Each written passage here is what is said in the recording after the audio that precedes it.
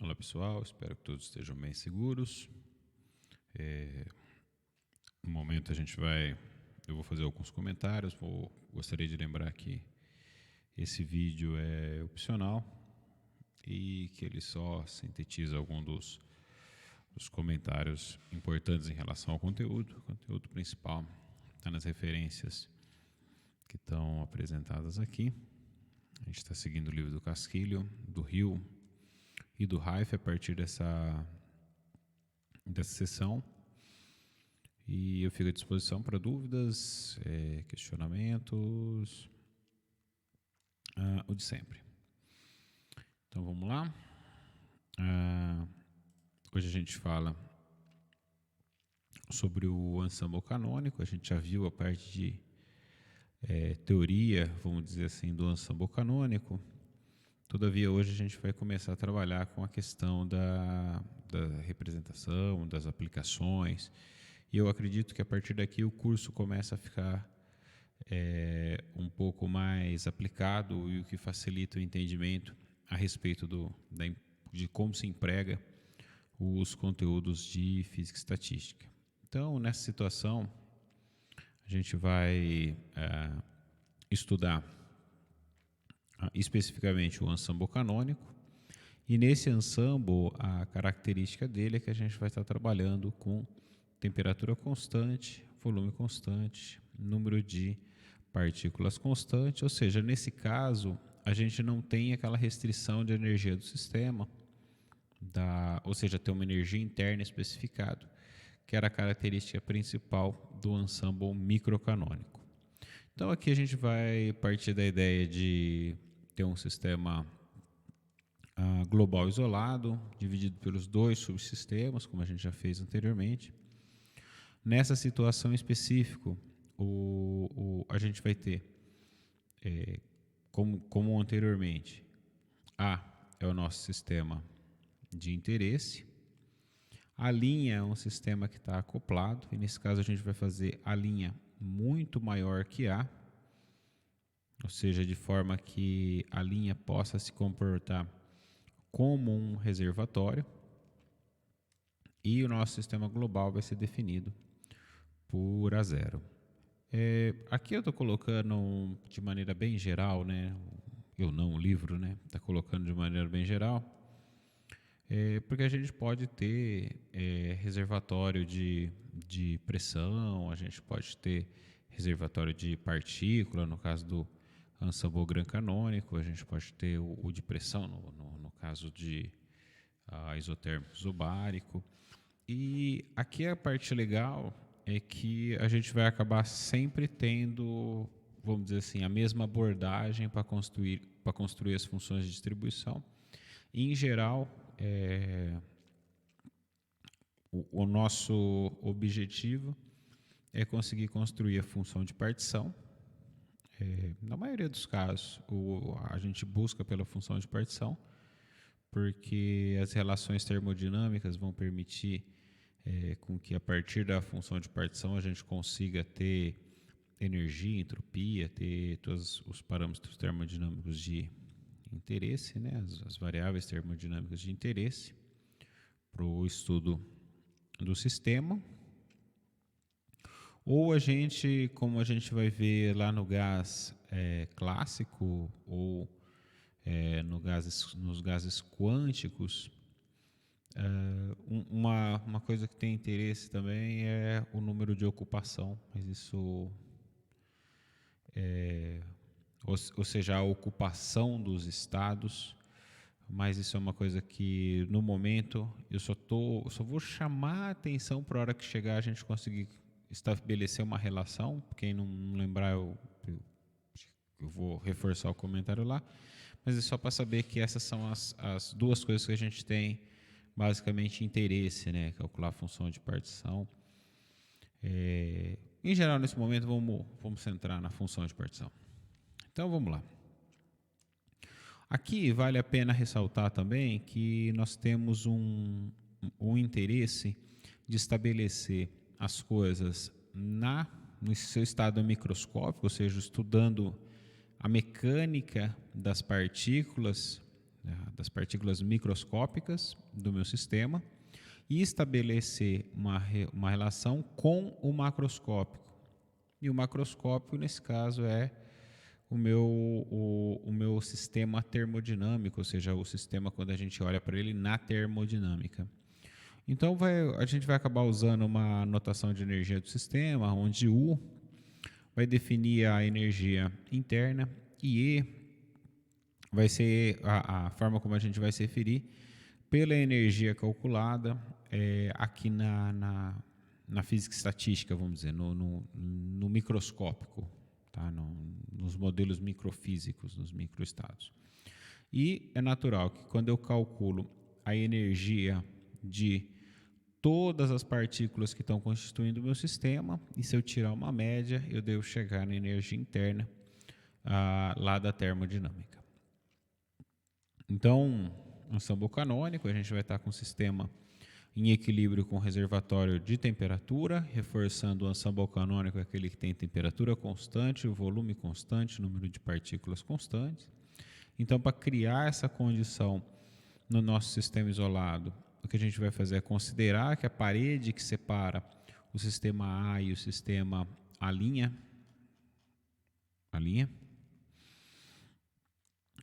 ela é uma parede fixa, ou seja, não tem variação do volume aí, e ela não permite a troca de partículas. E de maneira que o meu sistema A e o meu sistema A' sempre tem o mesmo volume, sempre tem o mesmo número de partículas. Aqui tem um comentário do livro que eu destaquei na íntegra, sem modificações, pela importância e por estar muito bem escrito, que a energia trocada entre os dois sistemas não pode ser considerado trabalho mecânico, porque eu estou falando de uma parede fixa.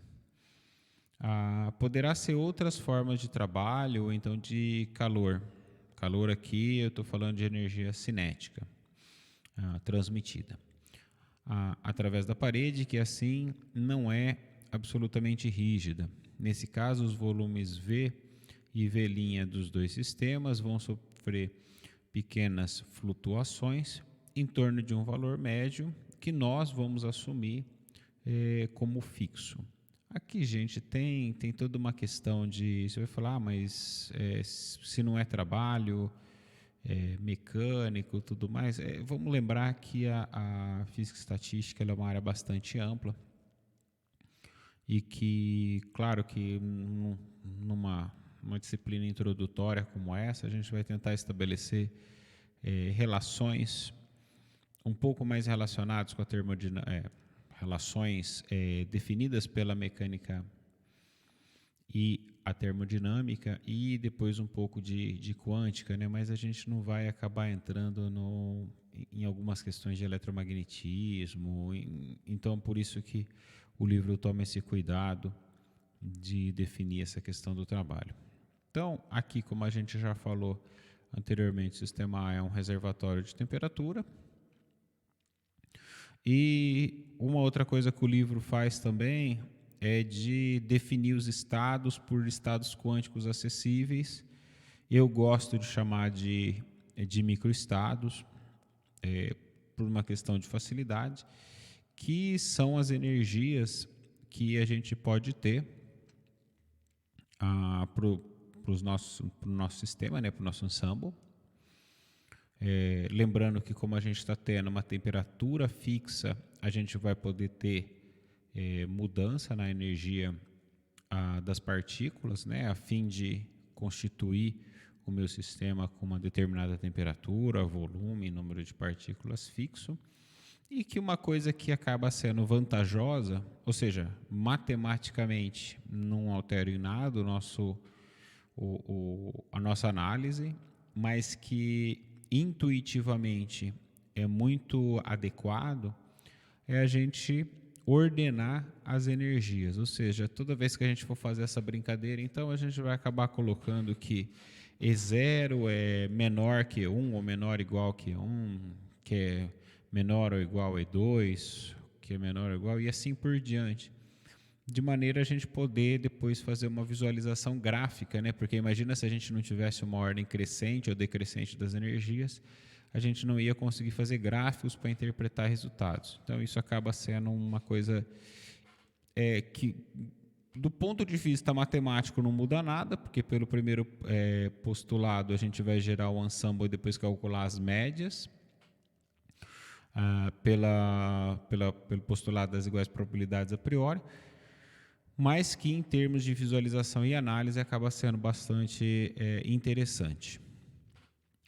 Lembrando que também alguns microestados eles vão poder ter a mesma energia, então eu posso ter, só para dar um exemplo bobinho aqui, duas partículas com a mesma energia ou duas réplicas do sistema com a mesma energia, o que me faz dizer que esse estado ele é degenerado, ou seja, ele tem mais de um valor para a mesma energia. Quando eu falo que o meu sistema é não degenerado, eu estou dizendo que ele tem uma única energia para aquela energia que eu estou mencionando, ela aparece uma única vez. E aqui, o que pode ser uma regra simples para alguns, né, para quem trabalha com proteína, por exemplo, deve lembrar que a proteína tem um estado tridimensional, né, uma forma tridimensional ativa, única, na sua maioria, né? Vamos tratar os casos mais gerais aqui. E que esse estado ele deve ser não degenerado. E aí é aquela coisa, se ele tem um único estado nativo, ele não pode ter duas energias iguais para esse estado nativo funcional. Então, isso aí talvez possa ajudar a lembrar quem trabalha com nivelamento de proteína, está fazendo iniciação ou, nessa área, ou é um entusiasta. Então, nesse caso, ao aparecer uma mesma energia repetida, a gente vai estar definindo o que é o grau de degenerescência do meu sistema e que vai ser dado pelo ômega dessa energia em questão, né? Onde E e R aqui é o ordenamento, né? Então, eu acho que a gente já tem os elementos que a gente precisa para seguir, as definições que a gente precisa seguir. Então, e aqui é o que eu falei, né, que quando a gente tem apenas uma ocorrência de energia, a gente diz que essa é não degenerada. Então, o que a gente vai considerar é o seguinte, né, a energia total do sistema, do meu sistema universo, A0, sistema global, ele vai ser dado pela energia do sistema alvo que eu tenho interesse, que é o A, e do meu reservatório. Então, nesse caso, o que a gente vai fazer é entender o seguinte: como o meu reservatório ele é muito grande, mas muito, muito grande, ele deve sofrer pequenas variações com a troca de calor na parede que divide os dois sistemas. Então, a gente vai olhar para o nosso sistema, para o nosso reservatório, que tem pequenas variações. Esse sistema com pequenas variações vai permitir com que a gente faça uma expansão em série de Taylor, e ao fazer a expansão a gente consegue obter quais foram as variações para esse sistema e então entender que se, por exemplo, o nosso sistema de interesse perdeu calor para o reservatório, então significa que o reservatório ganhou, ou seja, tem uma relação aí de o que um está perdendo, o outro está ganhando, uma simetria aí que faz a gente poder tirar os parâmetros a partir do nosso reservatório, que é a grande sacada de estar usando o sistema isolado. Então, a gente já visitou essa equação, né? A probabilidade vai ser proporcional às degenerescências do meu sistema, ou seja, das combinações de estados dos meus dois sistemas, né? Que eu estou olhando para a minha probabilidade do sistema global, né? Porque eu estou olhando para o sistema global que precisa ser corrigido. Então eu estou olhando para a probabilidade do meu sistema global, que vai acabar sendo proporcional o meu sistema de interesse e a probabilidade do meu... não, aqui está certo, aqui está correto. É a probabilidade realmente desse determinado estado estar acessível, vai ser a do meu sistema de interesse e do reservatório. Desculpem-me. Aqui, gente, só para lembrar, é aquele exemplo que eu acabei dando lá em algumas aulas, bem lá para trás, é aquela situação de, por exemplo, você querer combinar 3 camisetas com 4 calças. Eu acho que já deve ser natural para vocês entender essa propriedade, tanto pelas atividades, pelos exercícios também, essa propriedade multiplicativa da degenerescência e incluso da propriedade aditiva, como que isso interfere em relação à propriedade aditiva da entropia. Então, seguindo, a gente vai seguir, a gente vai empregar a fórmula de Boltzmann aqui, né? Então, essa brincadeirinha acaba sendo simples também, né? O que a gente faz é passar acabei dividindo aqui, colocar o exponencial dos dois lados da equação, então a gente consegue ter a definição do ômega. E aí a gente faz essa substituição do ômega, né? Substitui no lugar do ômega, substitui em função da entropia, para conseguir encontrar a probabilidade de interesse do meu microestado R no sistema, em função da entropia, não em função da degenerescência.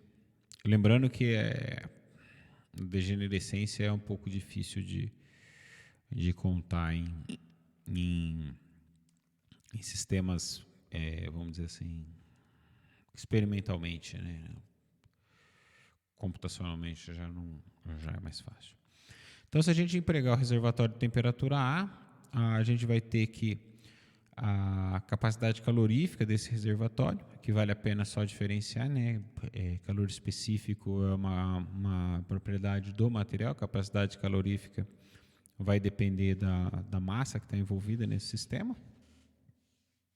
Então, dessa maneira, a capacidade calorífica ela é uma grandeza extensiva e ela deve ser muito maior, já que é um reservatório de temperatura, para o meu sistema A' do que para o meu sistema A.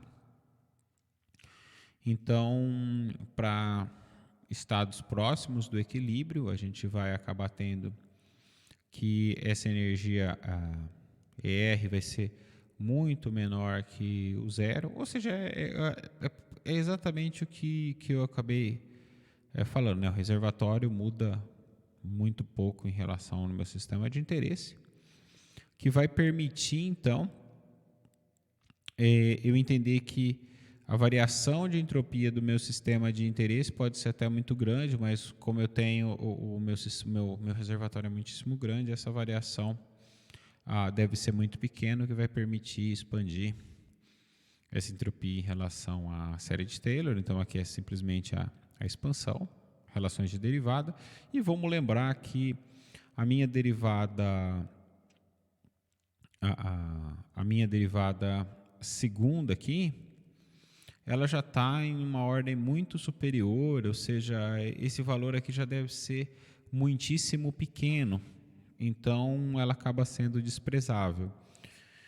Aqui é a parte onde eu coloco que as referências são o livro do Hill e o livro do Casquilho, complementado pelo livro do Reif. Porque quando a gente pegou e usou o método do termo máximo, a gente não precisou descartar nada. Lá a gente fez as aproximações, mas as aproximações eram muito mais intuitivas. Aqui, até a gente conseguir exemplos e valores de uma função de entropia em relação à energia para comprovar essa validade, parece que é uma aproximação muito grosseira. Apesar de a gente já conseguir ter uma ideia de que isso aqui é muito pequeno, né? Mas ainda assim tem gente que não se sente confortável com isso. Por isso que eu sempre sugiro no curso, na disciplina, eu sempre coloco o desenvolvimento pelo método do termo máximo e multiplicadores de Lagrange, que é dado pelo Hill, antes de apresentar essa técnica de sistema isolado, porque aí o aluno consegue ter confiança em relação a entender que esse termo aqui ele é desprezável. E aqui vale lembrar também, né, que 1 sobre T é KB beta, né, porque beta é 1 sobre KBT.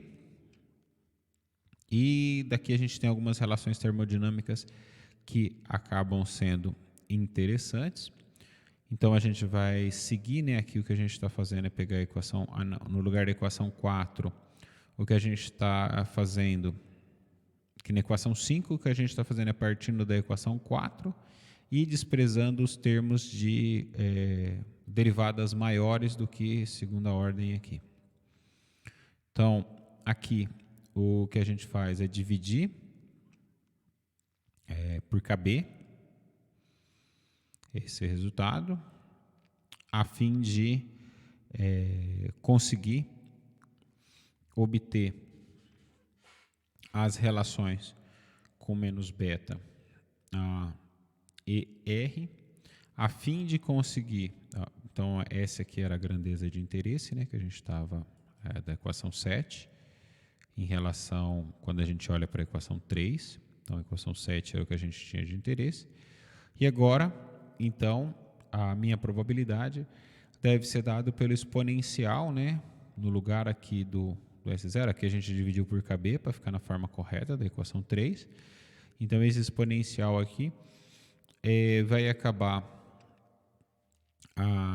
sendo substituído, né, no lugar de S', vai ser substituído por esse S' de U0 menos beta ε0. Mas vamos entender o seguinte, esse U0 aqui, ele é a minha energia, ele é a minha entropia do meu sistema global, com o zero sendo a energia do meu sistema global. Esse sistema está isolado, né? O A0 é um sistema isolado, então não existe razão para eu acreditar que vai ter variação de entropia aqui. Entendeu? A entropia do meu sistema A0, ele vai continuar sendo a mesma. O de A', né, a A0 com A' troca, porque tem trocas de energia aqui, mas o de A0 não vai variar.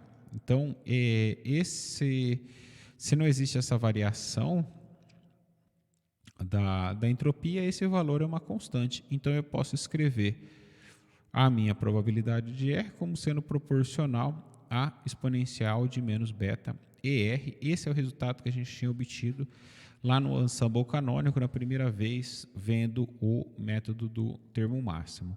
Alguns livros gostam de chamar essa equação 8 de fator de Boltzmann, outros gostam de chamar de peso de Boltzmann, porque na verdade essa relação aqui, né, ela vai pesar a distribuição das energias em relação às temperaturas, ou seja, ela vai dar para você as relações estatísticas. Bom, por que eu tenho uma proporcionalidade aqui na minha equação 8?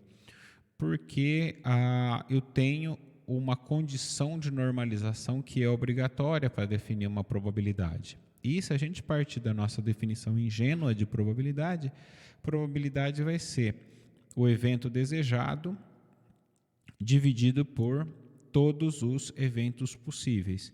Nesse caso, o evento desejado ele vai ser dado por esse fator de Boltzmann, que é exponencial de menos beta ER. Então, nesse caso, todos os eventos possíveis vão ser o somatório de todas as energias possíveis, ou seja, de microestados energéticos ou de estados quânticos que o meu sistema pode assumir. E essa soma, percebe que ela é feita sobre cada valor E de R, ou seja, eu vou somar somatório de exponencial de menos beta E1 mais exponencial de menos beta E2 e assim por diante. E por isso que ela é definida como uma função de partição. Vamos lembrar lá acho que segunda aula, terceira aula, quando a gente falou de conjunto partição. O conjunto partição era aquele conjunto em que eu não tinha sobreposição de elementos, né? E que a soma de todos os elementos, partição, constituía o meu conjunto completo. Então percebam que aqui a gente está usando Basicamente a mesma ideia de conjunto, para definir a função de partição, daí vem o nome, né? Função de partição, vem lá da ideia de conjunto partição e da forma como os conjuntos dão origem às funções, tudo já visitado pela gente, de forma que a gente consegue ter a probabilidade, então, sendo definida para o meu sistema canônico, que vai ser exponencial de menos beta E0 dividido pela função de partição, que é a probabilidade de um sistema em equilíbrio térmico com reservatório de temperatura estar num estado R a uma determinada temperatura do reservatório e de energia R do seu estado. E essa aqui é o que a gente chama de distribuição canônica, ou tem gente que ainda chama de probabilidade canônica.